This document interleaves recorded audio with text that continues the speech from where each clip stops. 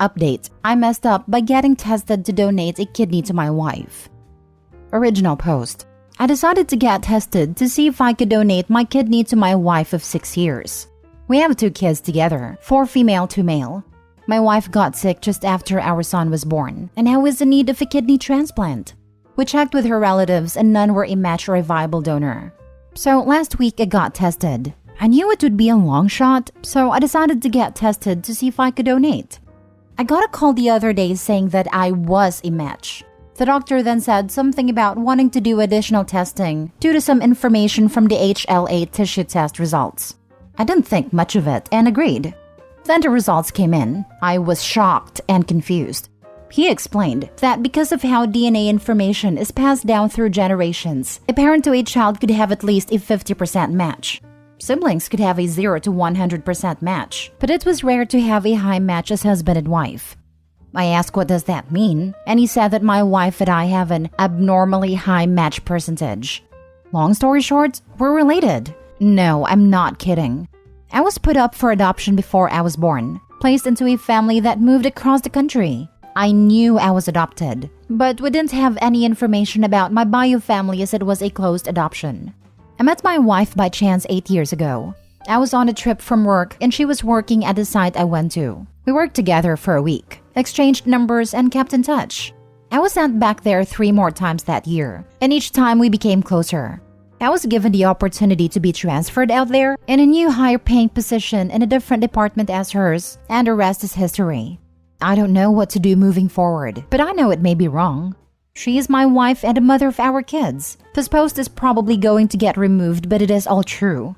Edit: all of my family is from my adopted parents.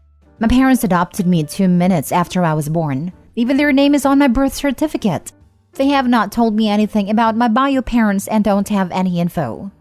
Her family is not a match as stated above. Most of her family has low match potential or can't donate due to medical or other reasons. I am 2 years older than my wife, and I do know that my wife was born when her parents were late teens. Now for the top comments before reading the update. You already have kids and they are assumedly healthy since you didn't mention any crazy abnormalities. If you're happy, you're happy. Donate the kidney to your sister/wife and continue being great parents to your children. Look at a bright side. You can give your wife many other years to live, and your children a healthy mother they can grow with. It's a miracle. Maybe you are related, maybe not. Who gives a damn? You can save your wife, dude. That's what really matters. Like you said, there is also the chance they are not related. No point blowing a good marriage up over a possibility. Hello, I'm a clinical laboratory scientist working in a histocompatibility and immunogenetics lab, aka transplant lab. I do the testing to find out if recipients and donors are matches through genetic typing, donor-specific antibody testing, etc.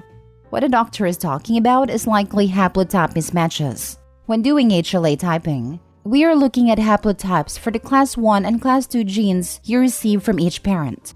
When we are comparing a non-biological donor to a recipient, there can be a few haplotype matches due to population frequency, or no haplotype matches. When comparing a biological donor to a recipient like siblings, they have a 50% chance of being haploidentical. Parents are always haploidentical to their children. This analysis tells us how likely organ rejection could be. So, if you are haploidentical to your wife, you are biological siblings. If it's only a few haplotype matches, you could be cousins, or potentially not related and it's random assortment, meaning you got lucky. But I can't say what the answer is without seeing the haplotypes myself. I also want you to know that it is possible that that doctor is talking out of his butt. Transplant medicine is a very new science that is still being developed today. Some of the doctors that I work with are extremely knowledgeable and know way more than me about this science. But some of the doctors that I work with, I frequently wonder where they got their degree. So don't blindly trust this guy. You should probably see a geneticist for confirmation. Now for the update. Yes, I do have bad grammar and spelling. Yes, I'm stressed and freaking out. Yes, I can play the banjo. No, there were no genetic tests when we got married. Our state stopped that in the 90s. No, my wife has never been stuck in a dryer, but she once got stuck under the bed. Joke. The reason I did not go into much detail is to try to not be so specific that I or my wife might be recognized. Well, the front page of Reddit didn't help with that. Thank you all for your comments and feedback. I didn't respond to them, but I did read all of them. The reason her family couldn't donate was that close relatives had some medical issues that prevent them from donating. Examples: high blood pressure, diabetes, cancer, heavy drinkers, and more. I wanted to be tested because we needed to find someone. The doctor said it would be unlikely, but wouldn't hurt to try. I was freaking out after I got the news and had to get outside advice.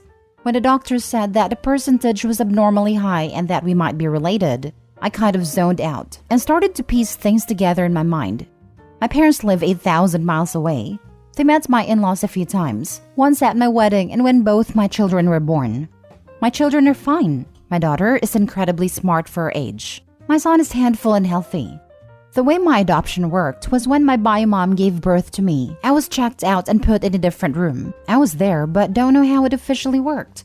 From what my parents explained, they were in that room waiting. They never met my bio mom in person. My bio mom only had a profile and picked them out of many candidates. I called my parents and told them that I needed to know everything they knew about my bio mom. They told me that they had limited knowledge. They said she was a single mom that was 16 years old and the father was not in the picture. Also, that I was born in a hospital 1 hour from where my wife was born. Like I said, limited knowledge. Growing up, I didn't want to find out about my bio parents. To me, my parents were always my parents. I knew I was adopted and that it was a closed adoption. I figure it wouldn't matter long term. I'm not going to do an additional at-home DNA test through any of the traditional testing sites like 23 or Ancestry due to personal reasons, like the possibility of the family finding out. The doctor said all of this to only me, not with my wife present. Some of the additional tests were done through the doctor, which was the CM test. I'm not an expert on DNA testing. They said it was like a 1900 plus CM match. This basically confirms one of my bio parents is one of hers. It can also mean first cousins or aunt/uncle, but I'm guessing her dad. When my kids were born, my parents brought photos of me as a baby and commented that I and my son looked a lot like my wife's dad. My son was easily explainable, but all three of us are a different story. I'm not going to bring this up ever. I might look at my father-in-law differently, but nothing will hopefully change. I am donating my kidney to my wife. We have started the full process. That takes time and a lot of preparation, but I do plan on talking to my wife after the surgery and after recovery. We will decide what to do with our kids, if we are going to get them tested or ever tell them. No, I will not be leaving my wife. I love and will always be there for her. I made vows, and I will keep them. I love her more than I would a half-sister. Edited to Ed. I do plan on telling her after the surgery. She's not doing well, and I think this will be even harder for her. I would rather her know that I love her as a husband, rather than flip her world upside down right before a life-changing and dangerous surgery, if something were to happen. Telling our kids is not a decision I'm going to make on my own. It will be a joint thing after my wife knows. You're a good husband and father. And brother. Too soon, man. Too soon. You're doing a good thing. Despite what you know now, your priority is to the person you love. You had no idea how genetically close you were until this moment, and your wife needs help. It will be a huge shock to her, and maybe the best thing to do would be to tell your kids when they are mature enough to take the information seriously. Obviously, that's something you and your wife will have to talk about. If I had found this out about me and my other half, we have an 18-year-old daughter together. It would not change how I feel about them, but I would definitely not have any more kids in case complications arose. I hope that the transplant is a success, and that you both enjoy a lot more time together. Best comment I have read on this or the previous one. I can't get what fun people are finding in a critical situation that's out of everybody's hands. I totally feel for OP, and think he is handling the situation wonderfully. I would view it as a blessing that he is so closely related to his wife, because now he can save her life with his kidney. His children are not degenerate mutants and will, in all likelihood, have healthy kids of their own someday. But if you can't see what's funny about OP's situation, I don't know what to tell you. It's a ridiculous situation. There are tons of great jokes in these threads, but OP seems to be being a good sport about it all. Anthropology background here. This isn't as big of a deal as you think. In general, there isn't a huge genetic danger for first cousins marrying. In some cultures, cousin marriage isn't even taboo. The genetic difference for half-siblings is similar. Oh, don't get me wrong. If enough cousins and other kin keep marrying over and over for generations, like the Habsburgs, then it can be a problem. But the prohibition against these stuff is more taboo than science. The thing is, even if you married your half-sister or cousin, it doesn't matter. You didn't do so on purpose, so there's no moral issue. No one but you knows, so there's no taboo issue. The genetic risk is low and non-existent if there are no dangerously reinforceable genes. And it sounds like you have healthy children. Stop worrying about this. There's nothing to see here. Exactly.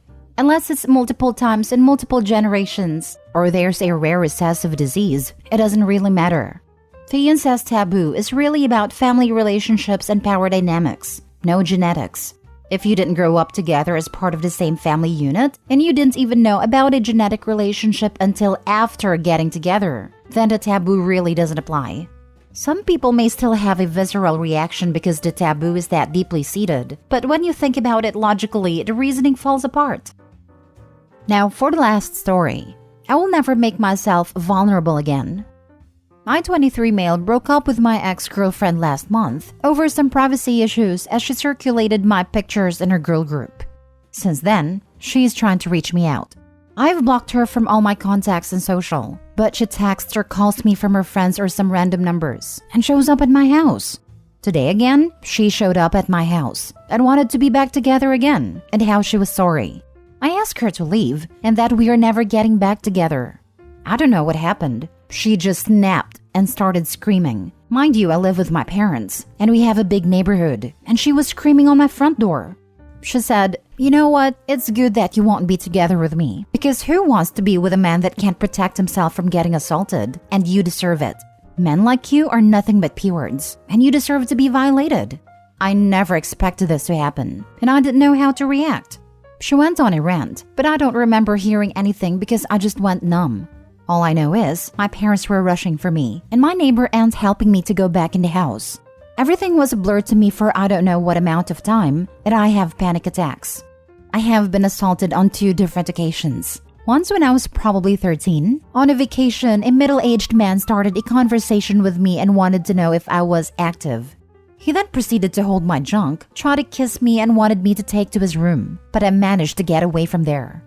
Second was when 19. I was in college. I used to live in a studio apartment and befriended a couple next door.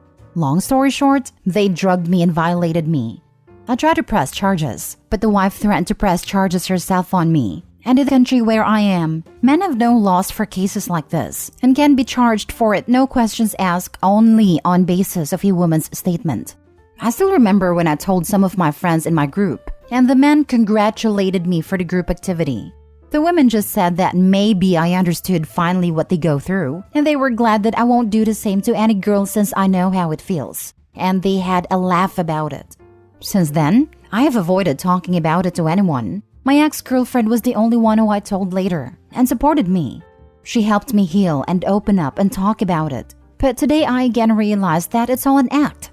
All my life I have heard from various people to be a man, suck it up, or never make yourself vulnerable in front of anyone, or men don't cry. Today I finally understand why. This incident is probably going to change me for the best. Something personal to me was shared with everyone against my choice. Since afternoon, a lot of people have come to my home and try and talk to me. Looks of sympathy, telling me it's fine, etc. Meanwhile, my parents are worried and crying because they feel like they failed to protect me. This was the final time I have let anyone come close to me and be vulnerable. Never again. Now for the comments. She's undeserving. To use your trauma to attack you after losing your trust is disgusting. I really hope you can heal from this. Society's so messed up that men getting violated is considered a lucky encounter or circumventing bad actors. Who the heck thinks like that? Sick people, man. Sick. Who thinks like that? Lots of people. Makes me sick. Why don't men open up about their trauma? Man opens up. Women uses that information to re-traumatize him at the moment he is most vulnerable. Why don't men open up about their trauma? 100% dude. Not anywhere as bad as OP, but I've learned to never open up to partners about my childhood if I still want them to be with me. And there has been plenty of posts on here from guys saying the same sort of things. I cried while reading this. I am so sorry, Opie. OMG, I can't believe she did that. I literally just talked about a person like this. Who makes you feel safe talking to them about your vulnerabilities and secrets and upsetting pasts, only to have it in their arsenal to one day use against you when they deem fit? In my case, it was mostly used to take away all the things she saw made me happy and have it for herself.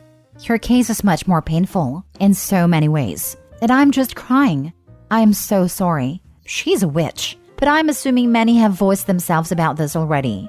If anything, this post has made me angry. So angry that I will be much more actively fighting for men's rights in cases like this whenever I can. That couple, that freaking woman, those kinds of people who abuse power are the filth on this planet. The absolute filth.